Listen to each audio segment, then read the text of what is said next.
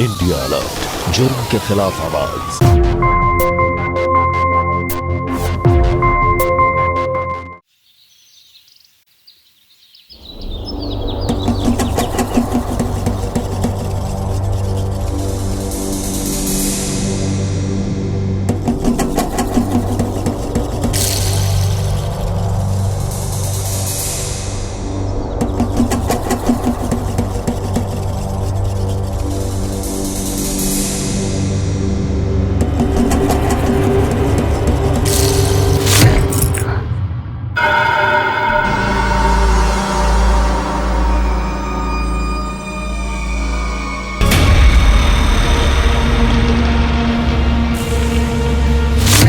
क्या हुआ? ये क्या कर रहा है? ये कोई जगह है क्या? और तुमने मुझे यहाँ क्यों बुलाया? गर्लफ्रेंड को पहली डेट पे यहाँ बुलाता है कोई? इतनी सेफ जगह तो है ये। तो खुद सड़ यहाँ। मैं चली। अरे कहाँ जा रही है यार? क्या हुआ है? अरे इससे अच्छा मौका नहीं मिलेगा। क्या कर रही तेरी है? औकात ना किस तक ही है, क्योंकि तेरी शक्ल अच्छी है। अब दूर हट और आइंदा फोन मत करना मुझे। रेशमा! अच्छा हो तुम मिल गई। कितना सुनसान रास्ता है, मैं तो उधर जाके छुप गई थी। चल चल यहाँ से चल।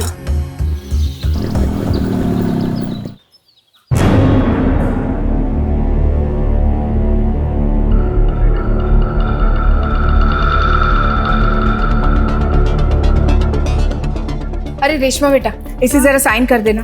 तेरे पापा ने ना कुकर ऑर्डर किया है। पता नहीं क्या शक पाल रखा है। कहते हैं कि कुकर फट जाएगा, उसकी सीटी नहीं चलती इसलिए। ये भी कोई बात हुई? माँ बस भी करो ना।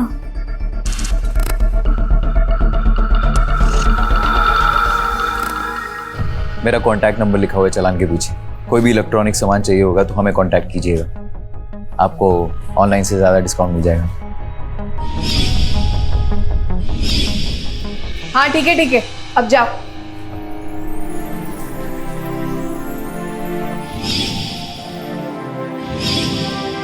क्या हुआ? कहाँ कोई है? ये सब क्या है? ये पत्ते? कहाँ गई थी? कहीं नहीं माँ, मैं दिन भर डॉली के घर पे ही थी। बस इसकी कॉलोनी का चक्कर लगा के हम वापस आ गए थे। आप भी ना दिन भर जासूसी करते रहते हो। जवान बेटे की माँ को जासूस बनना पड़ता है। इतनी जासूसी ठीक नहीं होती है। मेरा कांटेक्ट नंबर लिखा हुआ है चालान के पीछे। कोई भी इलेक्ट्रॉनिक सामान चाहिए होगा तो हमें कांटेक्ट कीजिएगा। अब दोबारा ना मुझे कॉल मत कर। तेरी नीयत तो मैं पढ़ चुकी हूँ। तू ना एकदम चिरकुट टाइप का इंसान है। दिमाग में सिर्फ और सिर्फ ये ज्यादा संस्कार वाली बनने की कोशिश मत कर मेरे सामने। 3 महीने से जो तू ये किस्म किसी वाली बातें कर रही है मेरे साथ, हाँ?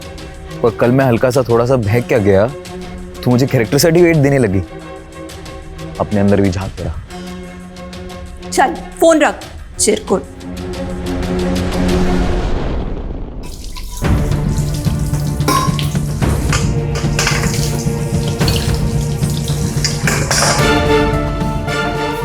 किसे फोन लगा रही थी? तुझे मना किया ना बिना पूछे फोन को हाथ ना लगाया कर। माँ डॉली का फोन होगा, हम उसी को कॉल लगा रहे थे। अच्छा ठीक है, 2 मिनट से ज्यादा बात नहीं करना। और सुन, तेरे पापा वापस नहीं आते तब तक घर से बाहर निकलना बंद।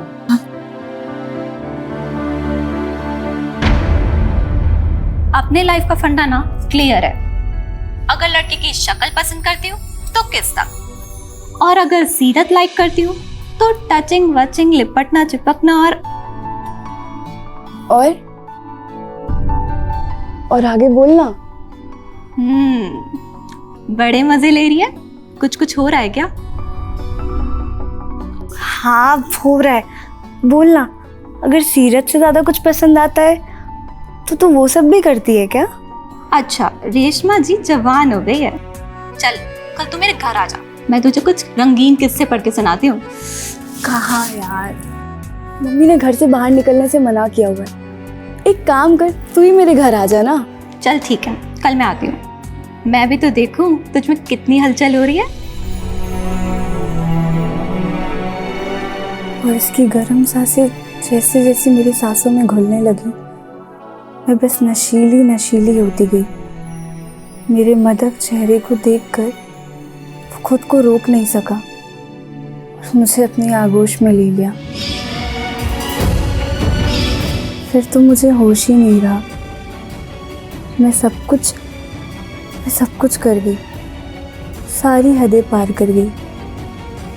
हम दो जिस्म और एक जान बन गई।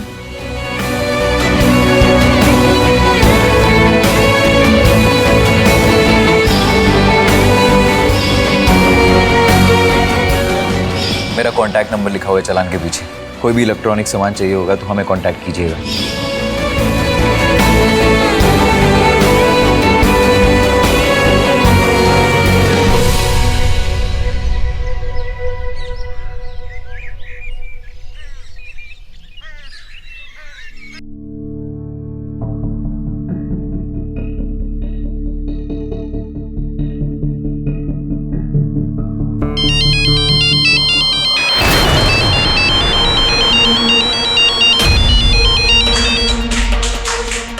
माँ, फोन आया है।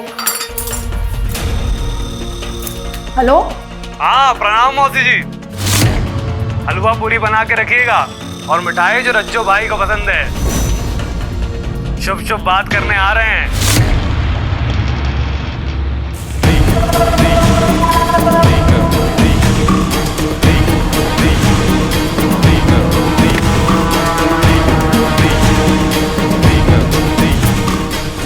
अरे वो शैतान का फोन था और तेरे पापा भी घर पर नहीं है। तू जल्दी से जाके सारे खिड़की दरवाजे बंद कर दे। हाँ, मैं बाहर जाकर बाहर का दरवाजा लॉक कर देती हूँ और कहीं चली जाती हूँ। हाँ, और कोई कितना भी दरवाजा पीटे ना, तू दरवाजा नहीं खोलना।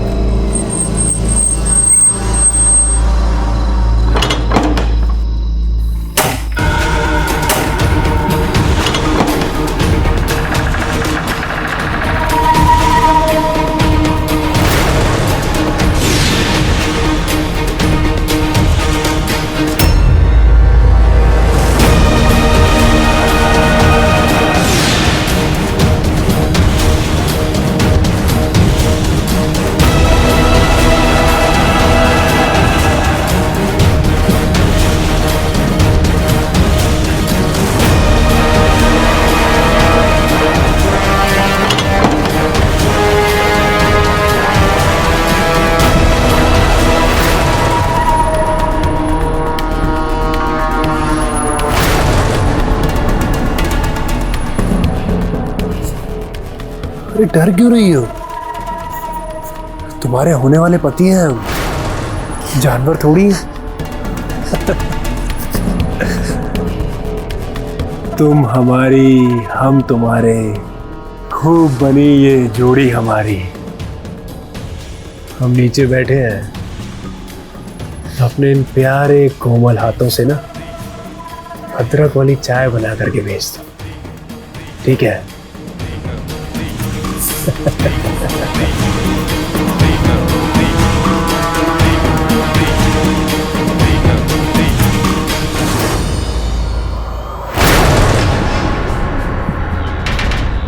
क्या कर रहा है तू हमारे घर में? कितना निर्लज्ज है तू। छोटी बहन है रेशमा, सगी मौसी है हम तुम्हारी। और तुम भाई क्या गलत कर रहा है?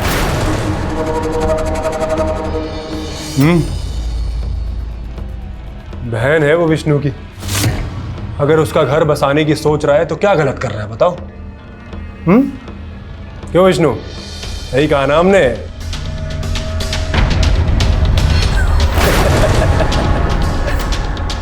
अठारह की हो गई है वो पिछले हफ्ते, अब उसके हाथ पीले करने की बारी आ चुकी है।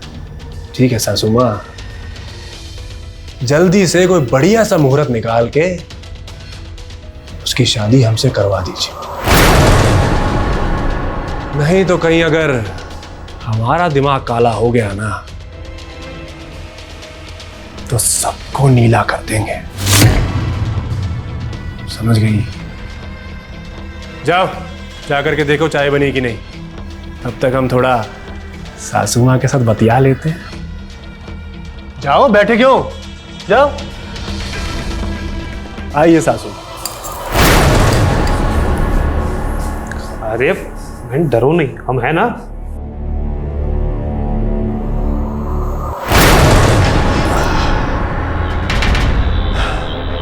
देखिए सासू माँ, हम जो यहाँ आए हैं ना, आपको कोई धमकाने नहीं आए हैं, कोई जोर जबरदस्ती करने नहीं आए हैं आपसे। हम तो सिर्फ आपको ये याद दिलाने आए हैं कि रेशमा जो है 18 साल की हो गई है, और जो ससुर जी ने वादा किया था कि रेशमा की शादी हमसे करवाएंगे जब वो 18 साल की हो जाएगी, तो बस वही वादा पूरा करने का अब समय आ चुका है। कहाँ है ससुर जी, दिखाई नहीं दे रहे, कहीं गए हैं क्या? हाँ, तुम्हारे पैसे लौटाने का इंतजाम करने गए हैं, और हम तुम्हारे सारे पैसे लौटा देंगे, वो भी सूद समेत। अगर जरूरत पड़ी ना तो इस घर को भी बेच देंगे हम। रेशमा बच्ची है अभी, तुम्हारी छोटी बहन जैसी है वो। ना ना ना ना, ऐसा मत कहिए। ये जो जोर जबरदस्ती का आप रिश्ता बनाने की कोशिश कर रही है ना, ऐसा बिल्कुल मत करिए। देखिए, आप जब हमारे पास पैसा मांगने आए थे तो ये बात हुई थी ना कि रेशमा जब 18 साल की हो जाएगी तो उसका ब्याह आप हमारे से रचाएंगे। हमने कोई आपसे जोर जबरदस्ती तो नहीं करवाया था? करवाया था तो बताइए। अब बात सिर्फ पैसे की नहीं है, बात है हमारे दिल की, और पैसे से बड़ा है हमारा दिल। और आपकी जो बेटी है ना, वो हमारे दिल में आ चुकी है। बेशर्म होकर के कहते हैं आपसे कि प्यार करते हैं हम रेशमा से, समझ रही हैं आप? अरे चाय बनी कि नहीं?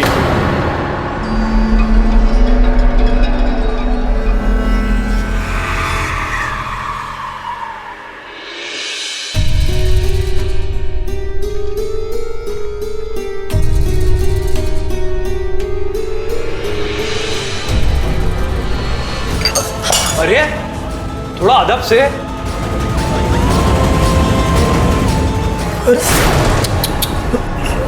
हाथ पे लगी तो नहीं कहीं? अरे दिखाओ। बेटा ठीक है तू चल। ऐसा क्या कर दिया? अपने होने वाली बीवी का हाथ भी नहीं पकड़ सकते क्या?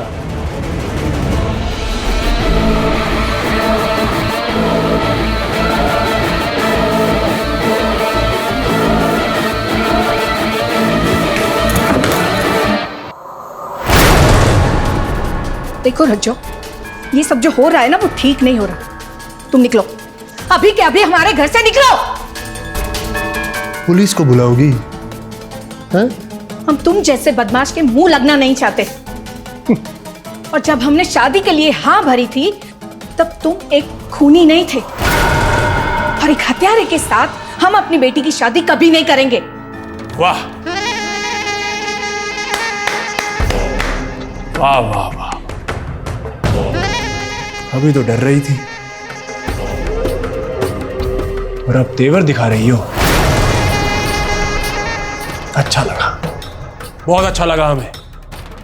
आपके ये तेवर देखकर बहुत अच्छा लगा। अगर आप कोर्ट रूम में होती तो हमें तो फांसी पर चढ़ा देती, है ना? यही तेवर अगर आपकी बेटी में होते ना तो जोड़ी जम जाती। लेकिन अभी तो जा रहे हैं हम, लेकिन बहुत जल्द लौटेंगे। मुहूर्त निकलवा करके, वो भी बाराती के साथ। चल विष्णु। जो भैया, आप हमको केवल 1.25 महीने का टाइम दीजिए। 1.25 महीना जो है बहुत शुभ अंक होता है कि 1.25 महीने में ना मौसा मौसी आपके पैर पे आके गड़गड़ाएंगे और रेशमा का हाथ आपके हाथ में लाके रख देंगे, यूं यूं। आप देखिए तो। चलिए।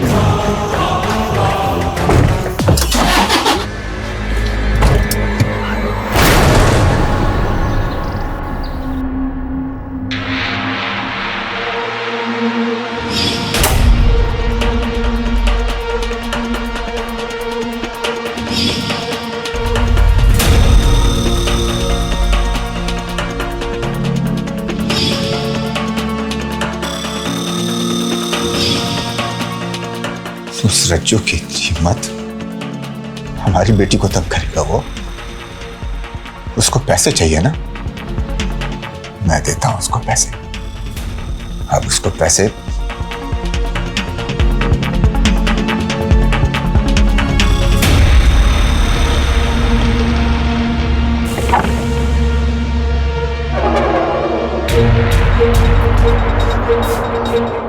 सोचा तो था कि आधे पैसे देकर के कुछ दिनों के लिए उस रज्जो का मुंह बंद कर दूंगा, लेकिन इस बार पानी सर के ऊपर हो गया है। तुम एक काम करो, घर में जितनी भी ज्वेलरीज पड़ी हुई है सब लेकर के आओ।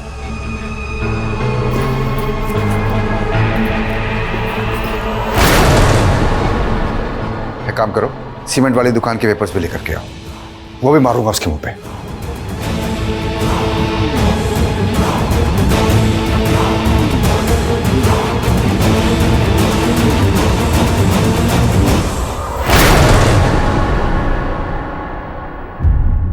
विष्णु जल्दी कर, देर हो रही है। आइए ससुर जी, बैठिए। ये ले तेरे सारे पैसे जो तूने मुझे दिए थे, वो भी दोगुने ब्याज के साथ लौटा रहा हूं, और उस दुकान के कागज भी। रख ले सब और कान खोल करके सुन ले। आइंदा से आंख उठा करके अगर मेरी बेटी की तरफ देखा भी ना, तो तेरे माथे से तेरा दिमाग नोच लूंगा, समझा?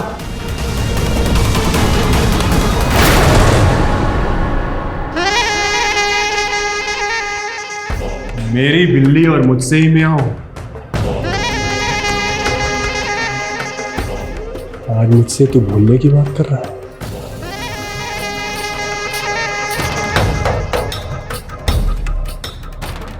याद है, आज से 3 साल पहले इसी पैसों के लिए इसी जगह पर तू मेरे तलवे चाटने को भी तैयार था। जी कहिए। सीमेंट के कारोबार में वैसे ठीक ठाक मुनाफा मिल जाता है।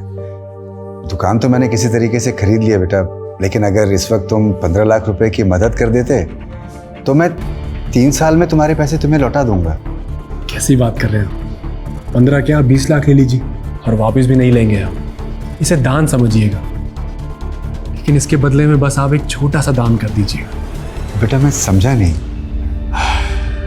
वो क्या है ना कि हमें आपकी बेटी रेशमा बहुत पसंद है, आप बस उसका कन्यादान कर देना। मगर बेटा रेशमा तो बस 15 साल की है। आप उसकी चिंता बिल्कुल मत कीजिए, मैं 3 साल उसका इंतजार करूँगा। अच्छा तब तो ठीक है। और वैसे भी मैं तुमसे ज़्यादा लायक अगर दिया लेके भी निकलूंगा ढूंढने के लिए तो कोई मिलेगा नहीं मुझे। याद आया ससुर जी, और अब तो रेशमा मेरी जान है।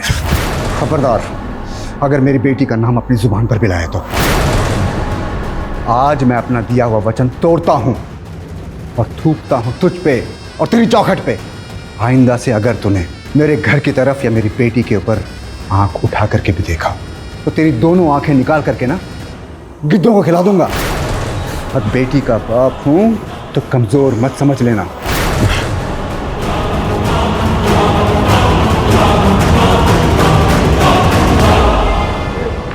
रज्जो भाई जाने दीजिए, लक्ष्मी आ गई ना, और वो लक्ष्मी भी आ जाएगी, समझे? केवल 1.25 महीना, 1.25 महीना रज्जो भाई, 1.25 महीना।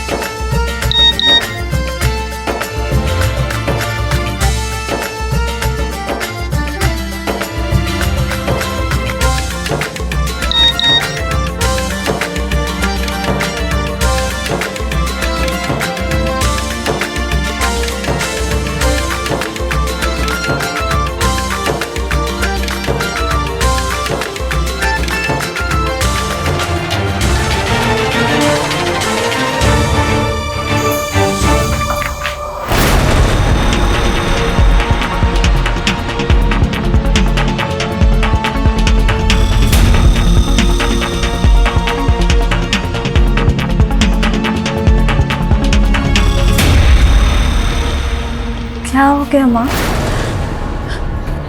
रेशमा बेटा, मैंने बहुत ही बुरा सपना देखा।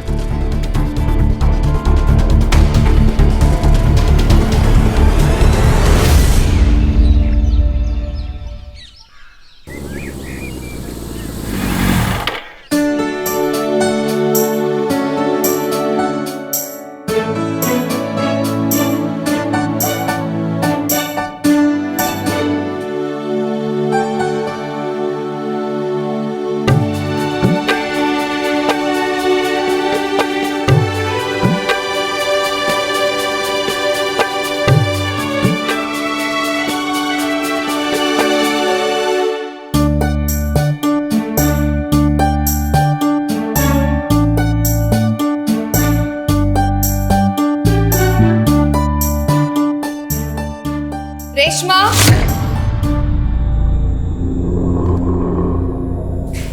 हाँ माँ। कहाँ गई थी? मैं छत की सफाई कर रही थी। आज से ना योगा करेंगे और आप भी मेरे साथ करेंगी। फिर ना सारी प्रॉब्लम्स खत्म हो जाएंगी। ये जो आपको बुरे सपने आते हैं और पसीना, ये सब ठीक हो जाएगा। आपको पता है, ये सब मन का फेर है। अगर मन शांत रहेगा तो सब सही हो जाएगा। ठीक है, तेरे पापा के लिए चाय बना ला। पापा के लिए क्या, आपके लिए भी चाय बनाती हूँ।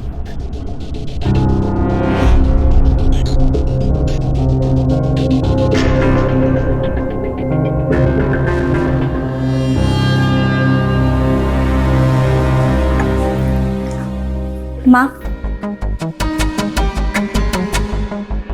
पापा, चाय। तुम एक काम करो, अपनी भी चाय लेकर आ जाओ। तुमसे कुछ जरूरी बात करनी है, क्योंकि कल रात को जो हुआ, मैं नहीं चाहता कि वो दोबारा हो।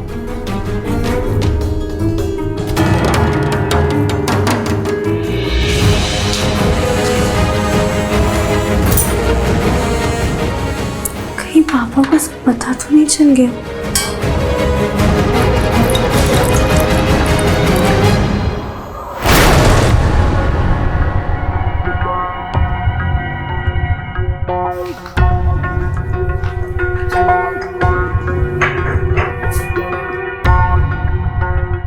देखो रेशमा, कल रात तुम्हारी माँ ने जो भी देखा सपने में,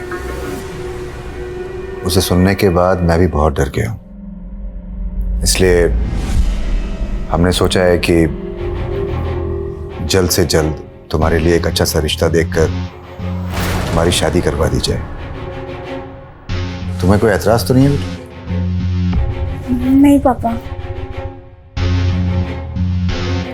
और हम दोनों ने ये भी डिसाइड किया है कि तुम्हारी शादी के बाद तुम्हारी पढ़ाई में कोई रुकावट नहीं आएगी। ये हम लोगों की तरफ से वचन है। क्या कर रहे हो तुम विष्णु? 15 दिन हो गए हैं, 1.25 महीना मांगे थे तुम, 1.25 महीना बचा है बस। भैया हम अपना काम कर रहे हैं, आप चिंता मत कीजिए, हम सब सेट कर दिए। आप केवल इतना ध्यान दीजिए कि इस बार पुलिया के कॉन्ट्रैक्ट के चक्कर में किसी से भिड़ मत जाइएगा। ऑलरेडी आप पर एक केस चल रहा है, इस बार केस चला ना तो सीधा जेल में सड़ेंगे। बता रहे हम पता की है, सामने वाला पार्टी हल्का नहीं है। तुम टेंशन मत लो, तुम्हारा रज्जू भाई अब सारा का सारा गुण सीख गया है, ठीक है? अब सिर्फ रास्ता साफ होगा, हाथ गंदा नहीं हो।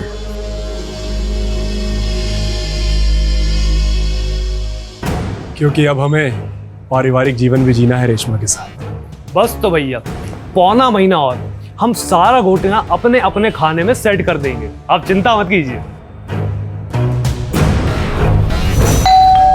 रुक, कितनी बार कहा है कि इस तरह दरवाजा खोलने मत जाया कर।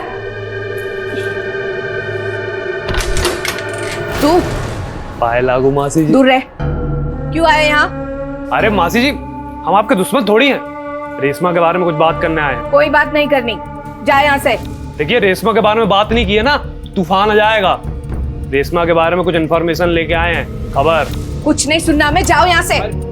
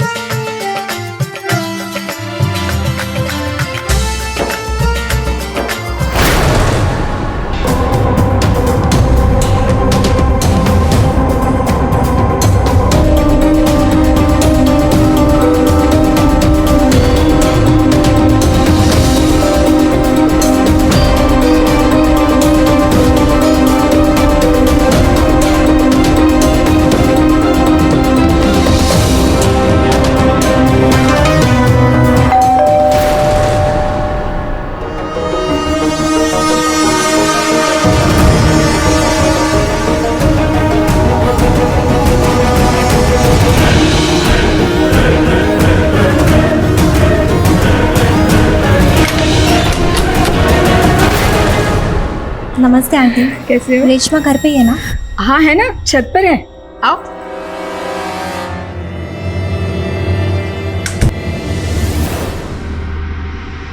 देख, ये क्या है? ये तेरा फोटो है ना? हाँ, ये वही फोटो है जो कल रात को तूने विक्की को भेजा था। ये तुम्हारे पास कहाँ से आया? उसी ने भेजा। अरे यार, जिस लड़की को मैंने छोड़ा उसी से। अरे ये वो सही लड़का नहीं है। तेरा फोटो उसने मुझे भेजा, उसी से अंदाजा लगा। अब तू इतनी समझदार है। ये फोन उसी ने दिया ना? हाँ। और सिम? हाँ, उसी ने दिया। तो क्या यार, मम्मी पापा से कह कह के थक गई हूँ मैं। मोबाइल यूज करना तो दूर, छूने तक नहीं देते हैं। अब मैं इतनी बच्ची भी थोड़ी रह गई हूँ। तो इतनी बड़ी भी नहीं हो गई है कि अपने माँ बाप को गलत समझे।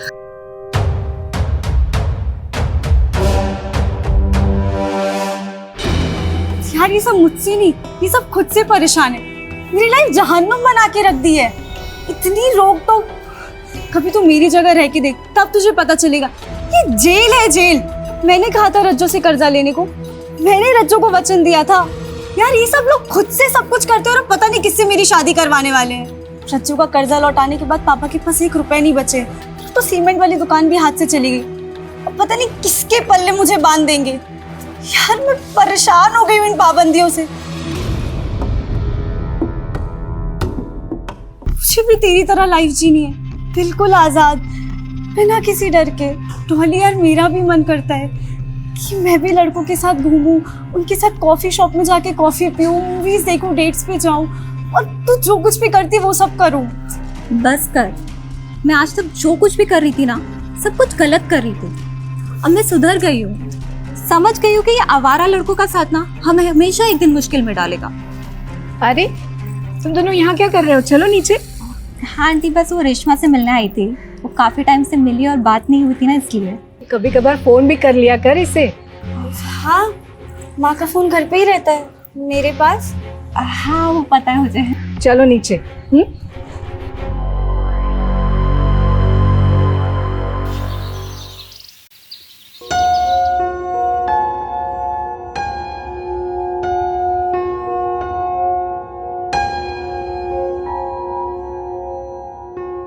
रेशमा। हाँ माँ आई।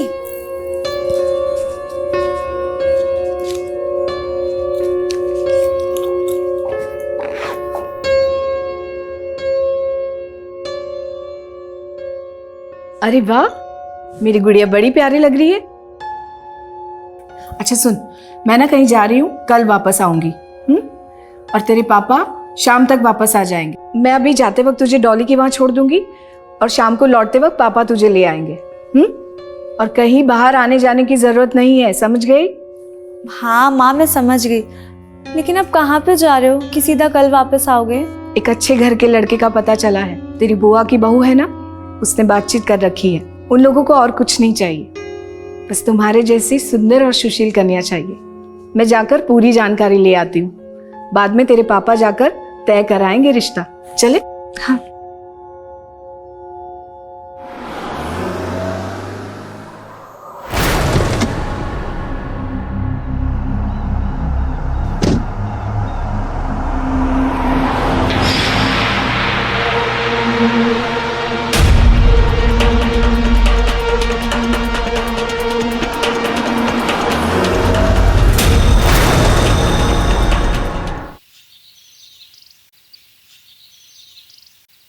डॉली। अंकल आप? हाँ बेटा, रेशमा को बोलो कि हम उसे लेने आए। रेशमा तो घर पे नहीं है अंकल। लेकिन रेणुका ने तो मुझे कहा था कि वो उसे यहीं छोड़कर गई है। लेकिन अंकल रेशमा तो घर पे आई नहीं है, शायद वापस लौट गई होगी। रेशमा, रेशमा, रेशमा, रेशमा।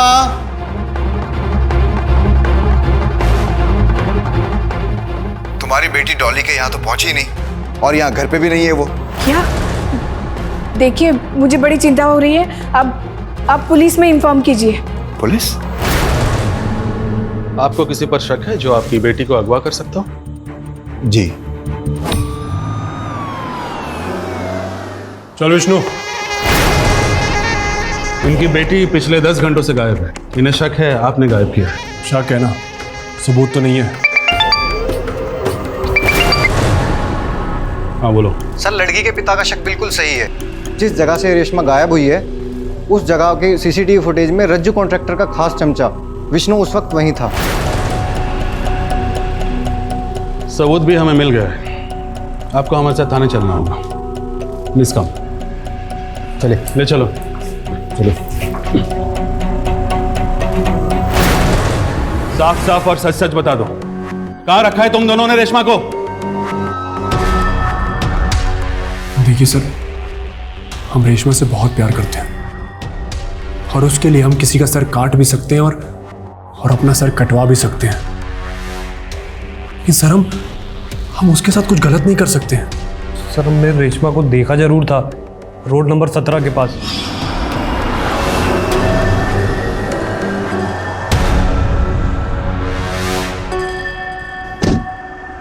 सर, रज्जू भाई को कॉल लगाने ही वाले थे, तभी वहां से एक गाड़ी निकली और पलक झपकती रेशमा गायब।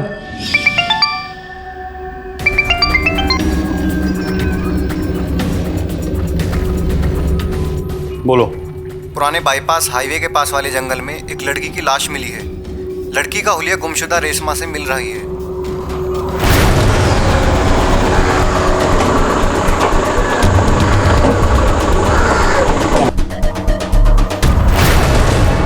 चलो पीछे हो जाओ, चलो पीछे हो जाओ, पीछे हटिए, हटिए पीछे, पीछे हटिए।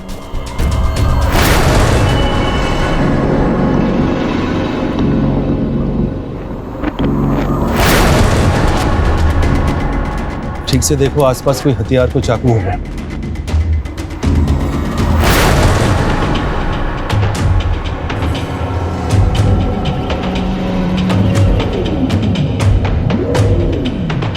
सर, वहाँ पे छोटा चाकू मिला, लेकिन आधा टूटा हुआ है।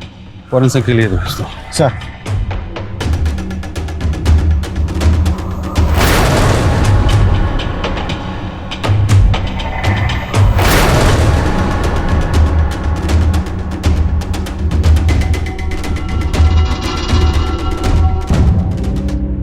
रेशमा की दर्दनाक मौत का अंदाजा पुलिस को अच्छी तरह हो चुका था।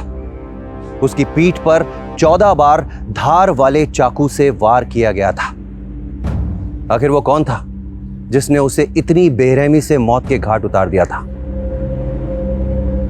नमस्कार, मैं हूं अमित पचौरी और आप देख रहे हैं क्राइम अलर्ट। इस हत्या का शक विष्णु और रज्जू पे जा रहा था, लेकिन ये दोनों तो पुलिस की गिरफ्त में थे और बार बार इस अपराध से इनकार कर रहे थे। ये पूरा मामला पुलिस के लिए चुनौतीपूर्ण होता जा रहा था, क्योंकि पुलिस को केवल इन दोनों पे ही शक था। ऐसा कोई तीसरा था ही नहीं जिसमें पुलिस को शक हो। पुलिस हर दृष्टिकोण से छानबीन कर रही थी, लेकिन नतीजे तक पहुंच नहीं पा रही थी। शव का पोस्टमार्टम भी किया गया और रिपोर्ट में यह जाहिर हो गया कि रेशमा के साथ बलात्कार नहीं हुआ था। फॉरेंसिक ऑफिसर के अनुसार उसे बेरहमी से पीटा गया था और उसे पीटने में 3 लोग शामिल थे। आखिर कौन थे वो 3 लोग? आइए पता लगाते हैं। लड़की के घाव को देखकर पता चलता है कि इसके पीठ पे पहला ही वार जोर से किया गया, लेकिन मारने वाला जरा सा चूक गया, जिसकी वजह से घाव ज्यादा गहरा नहीं है। दूसरा वार पहले वार से घातक था। ये जमीन पर गिर गई होगी, फिर उठने की कोशिश की होगी, फिर तीसरा, चौथा और 5वां वार एक साथ किया गया। हो सकता है कि इसके मोमेंट यानी कि शारीरिक हरकत उसके बाद रुक गई हो, लेकिन इसके पीठ के घाव को देखकर पता चलता है कि इसके बाद भी वो भागने की या खुद को बचाने की कोशिश की होगी, क्योंकि उसके बाद के सारे वार एक साथ किए गए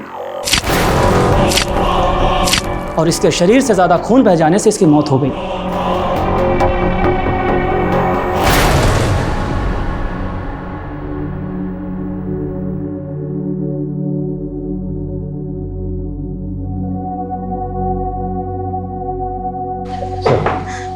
ये रेशमा की फ्रेंड डॉली है, आपको कुछ बताना चाहती हूँ।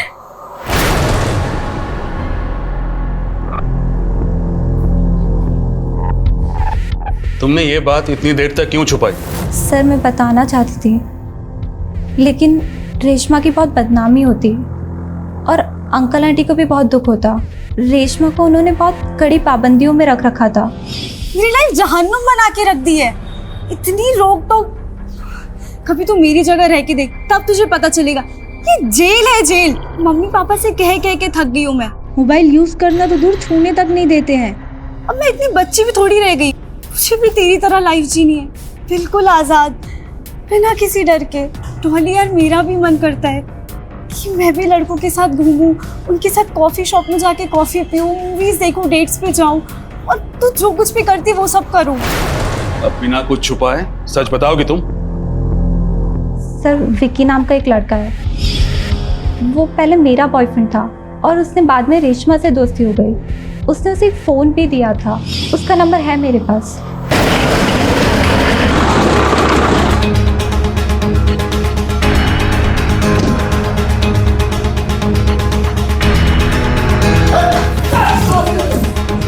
बता, क्या किया था तुम लोगों ने? हाँ? वो रेशमा की माँ रेशमा को डॉली के घर छोड़ने गई थी। रेशमा ने मुझे ये बात बताई थी, तो मैंने रेशमा को डॉली के घर से पिक कर लिया था और उसे मैं बाइक पर बिठा के पास वाले जंगल में ले गया था।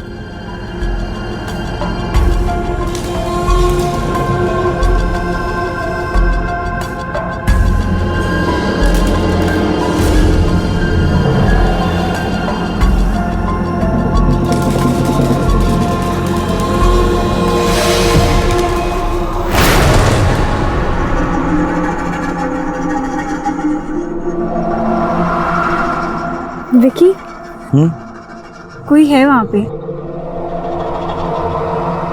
अरे ये दोनों मेरे दोस्त हैं, मेरी तरह तुम्हारे दीवाने हैं। अरे इन दोनों को मैंने तुम्हारी दावत के लिए बुलाया है। दूर हटो मुझसे। अरे क्या हुआ यार, क्यों परेशान हो रही हो? अरे ये लोग तुम्हें पसंद करते हैं। विकी छोड़ो मुझे, क्या बदतमीजी है, हटो यहाँ से। अरे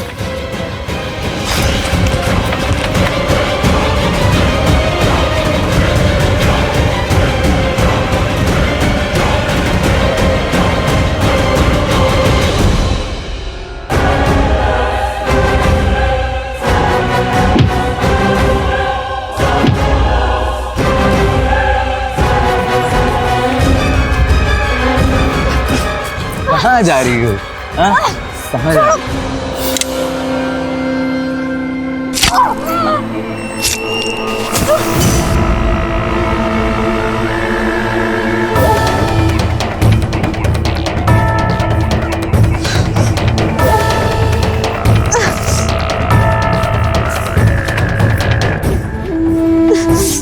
ये तुम्हारा खून मुझसे देखा नहीं जा रहा। तुम्हें मैं हॉस्पिटल जरूर लेके जाऊंगा, लेकिन काम हो जाने के बाद।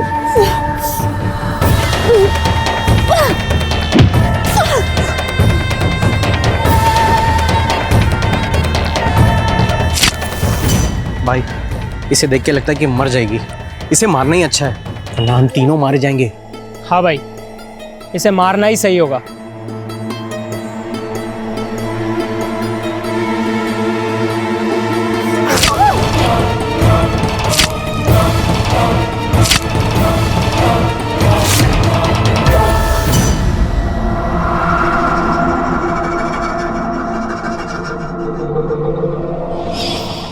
अरे वाह, बड़ी प्यारी लग रही है। इससे पहले हमें कोई देख ले, फटाफट निकलते हैं यहाँ से। निकलो, ठीक है?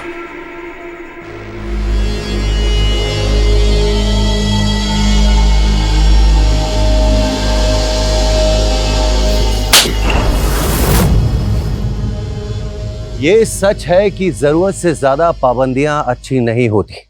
लड़की जब बालिग हो जाती है तो ये जरूरी है कि उसका रिश्ता अपने माता पिता के साथ दोस्ती वाला हो, जिसमें गुंजाइश हो कि वो अपने मन में चल रही उथल पुथल अपने माता पिता से साझा कर सके। ऐसे बहुत कम माँ बाप होते हैं जो ये गुंजाइश रखते हैं। याद रखिए, ये जरूरी है कि बेटी को अच्छी परवरिश देने के साथ साथ हम उसके अंदर हो रहे परिवर्तन को समझें। रेशमा के गुमराह होने की वजह थी उसके अंदर के दबे हुए जज्बात। उसे बाहरी दुनिया का इल्म नहीं था और पाबंदियां उसे बोझ लगने लगी थी। उसे एक लड़की सहेली के साथ साथ एक लड़के से दोस्ती करने की जरूरत भी महसूस होने लगी थी। और ये एक बहुत ही नॉर्मल बात है, क्योंकि एक स्त्री और एक पुरुष हमेशा एक दूसरे के प्रति आकर्षित होते हैं, लेकिन उसका यही आकर्षण उसकी मौत की वजह बन गया। इस बात का ध्यान रखना बहुत जरूरी है कि हमारा समाज आज भी एक तरफ तो रूढ़िवादिता से उलझ रहा है, वहीं दूसरी तरफ वहशीपने से। इन दोनों किनारों के बीच नैतिकता पता नहीं कहां खो गई है।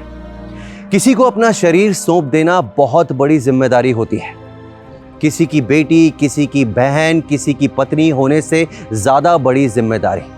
हवस हमेशा जुर्म का वो दर्दनाक दरवाजा खोल देती है जिसकी परिकल्पना हम सपने में भी नहीं कर सकते। इसीलिए जरूरी है कि हम हर कदम संभल कर उठाएं और याद रखें, उस कदम से किसी को कोई नुकसान ना पहुंचे।